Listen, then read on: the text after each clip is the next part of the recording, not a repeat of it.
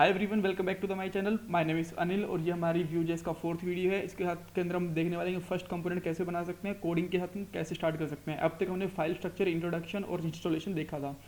सबसे पहले मैं वो वीडियो के पॉइंट्स दिखाता हूँ। ये हमारे पास 4-5 इस वीडियो के पॉइंट्स हैं।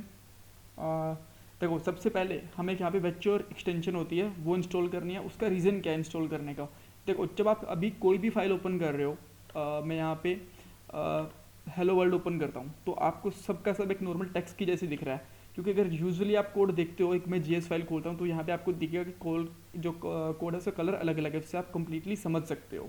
ठीक है, बट व्यू वाली जो फाइल जिसका एक्सटेंशन डॉट व्यू है ना, उसको समझ नहीं पा रहे हो। इसको समझने के लिए हमें जो एक ये वेक्टर एक्सटेंशन है ये हमारी हेल्प करेगी। तो ये हम करेंगे, देखते हैं कैसे करेंगे। उसके बाद में कंपोनेंट क्या होता है, कंपोनेंट कैसे बनाते हैं, और इसको एक्सपोर्ट और उसके अंदर प्रोप्स कैसे डिफाइन करते हैं, और उसको इंपोर्ट करके यूज़ कैसे करते हैं, सारी चीज़ें देखने वाले हैं। ठीक है, तो सबसे पहले मैं यहाँ पे जो, अगर आप VS स्टूडियो कोड यूज़ कर रहे हो ना, तो यहाँ पे एक्सटेंशन के लिए यहाँ पे क्लिक करोगे और यहाँ पे अपने एक्सटेंशन का जो नाम है वो डालोगे। ठीक है, तो हमारे इसका नाम है यहाँ पे वेक्टर।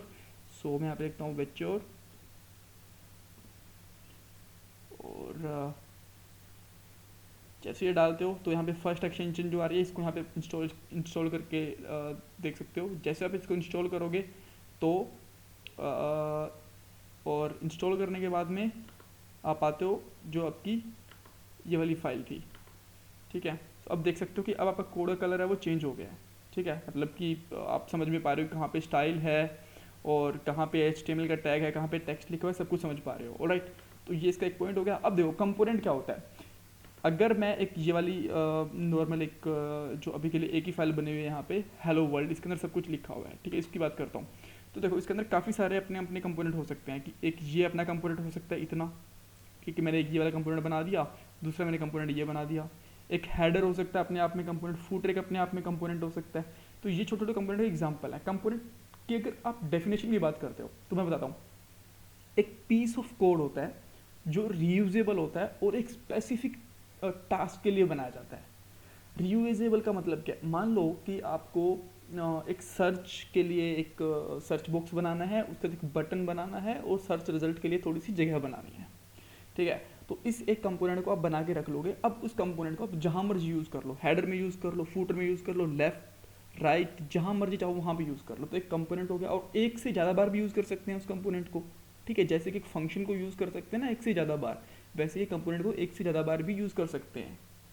इससे क्या होता है कि हमारा कोड सेव होता है, हमारा टाइम सेव होता है। तो ये एक बेसिक कंपोनेंट होता है। जैसे फंक्शन के अंदर जब हम कुछ भी डाटा पास करते हैं तो हम उसको पैरामीटर्स कहते हैं। तो एक कंपोनेंट के अंदर जब भी कुछ डाटा पास करते हैं उसको प्रोप्स कहते हैं। ठीक है, प्रोप्स को आप चाहो तो आप प्रॉपर्टीज़ भी कह सकते हो। ठीक है, फॉर एग्जाम्पल। राइट, सो ये होता है। आपको बेसिक आइडिया चल गया। आने वाली वीडियो के अंदर हम और कंपोनेंट्स बनाएंगे। अगर आपको ज़्यादा आइडिया नहीं लगा तो डोंट वरी, आपको धीरे धीरे आइडिया लगता रहेगा। ठीक है, तो अब क्या करते हैं, अब नेक्स्ट चीज़ कि हम एक कंपोनेंट कैसे बना सकते हैं, यानी कि मैं एक होम कंपोनेंट बनाता हूँ।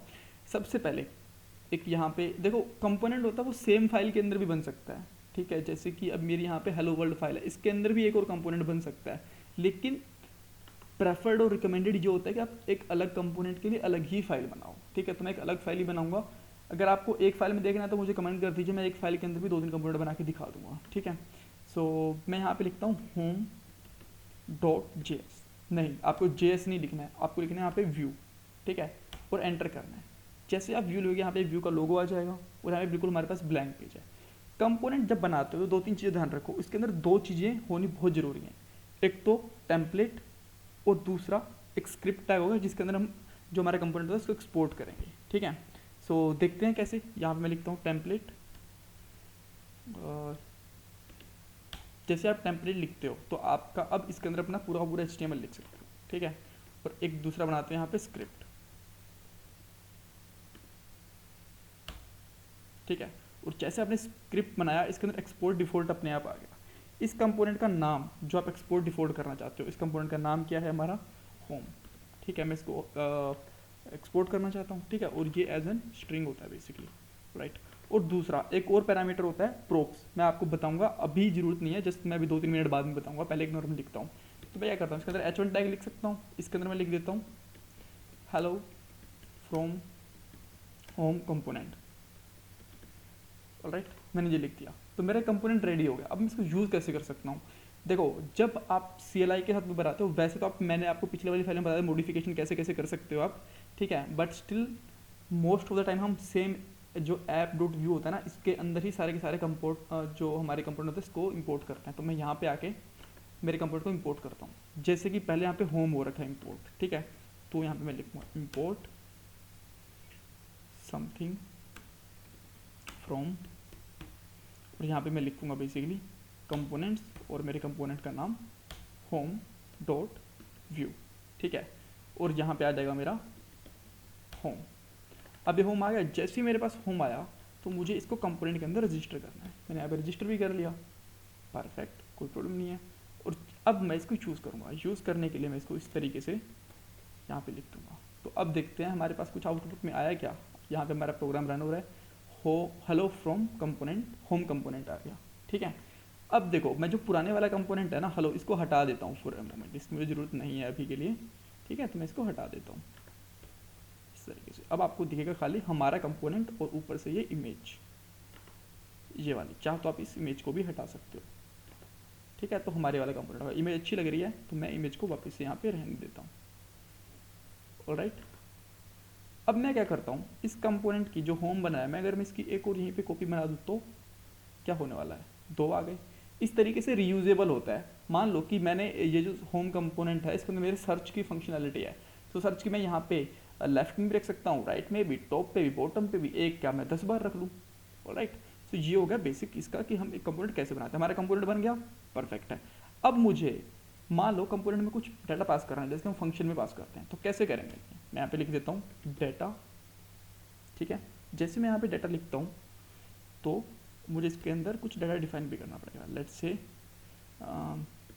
Anil is here, alright. मैं जस्ट एक कुछ भी टेक्स्ट देता हूँ, यहाँ पे कर दिया। अब मैं यहाँ पे आके, जैसे अगर आप वापस से हेलो कंपोनेंट में आओगे तो इसने भी क्या कर रखा है, ये देखो मैसेज प्रिंट करवा रखा है इस तरीके से, ठीक है। हम भी यही करवा देंगे। यहाँ पे आके एक मैं यहाँ पे h2 टैग ले लेता हूँ। जैसे आप यहाँ पे h2 टैग लोगे तो यहाँ पे एरर दिखाएगा, क्यों, क्योंकि टेम्पलेट के अंदर एक रूट कंपोनेंट एक ही हो सकता है। तो मैं यहाँ पे डिव देता हूँ एक रूट कंपोनेंट, ठीक है, इस तरीके से डिव, और इसके अंदर मैं दोनों को डिफाइन कर लेता हूँ। परफेक्ट है, कोई प्रॉब्लम नहीं है। फॉर्मेट करने की कोशिश करता हूँ, हो गया। अब मैं यहाँ पे आके जो मैंने यहाँ पे डाटा लिखा था, मैं डाटा को पास कर देता हूँ डबल करली ब्रेसेस के अंदर इस तरीके से।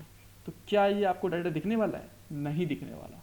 क्यों, क्योंकि जो प्रॉप्स होते हैं ना उनको यहाँ पे डिफाइन करना पड़ता है इन अ सेकंड पैरामीटर, ठीक है। सो मैं यहाँ पे लिखूँगा प्रॉप्स, और प्रॉप्स लिख के मतलब एक से ज़्यादा प्रॉप्स भी हो सकते हैं, तो मैं यहाँ पे लिख दूँगा डाटा, और डाटा किस टाइप का होगा, स्ट्रिंग, ठीक है। ओके, अब मैं सेव करता हूँ। अब आ गया Anil is here, alright. Anil is here एक बार ही क्यों आया है, लेकिन देखा जाए तो हमारे पास कंपोनेंट तो 2 हैं, क्योंकि हमने एक के अंदर अनिल को कॉल करा, एक के अंदर हमने अनिल को कॉल करा ही नहीं है, ठीक है।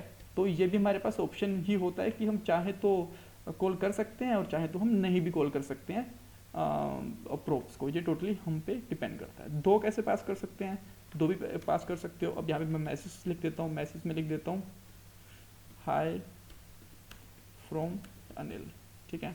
और मैं जो मेरा इसको हटा देता हूँ, मैं हेलो वाला कंपोनेंट है इसके अंदर एक और यहीं पे ऐसी टैग बना के तो यहाँ पे लिख देता हूँ मैसेज। और अब मैं जो चेक करूँगा पहले तो मुझे नहीं दिखेगा, क्योंकि हमने यहाँ पे प्रोप्स में डिफाइन नहीं करा। और मैं यहाँ पे एक और डिफाइन कर देता हूँ, मैं यहाँ पे MSG, ठीक है। और अब देखता हूँ तो हाँ, अब देख सकते हो हाई फ्रॉम अनिल आ गया, रिफ्रेश करना भूल गया था मैं, ठीक है।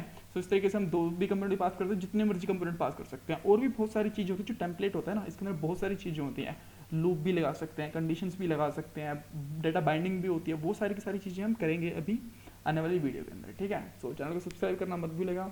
Bye bye, take care.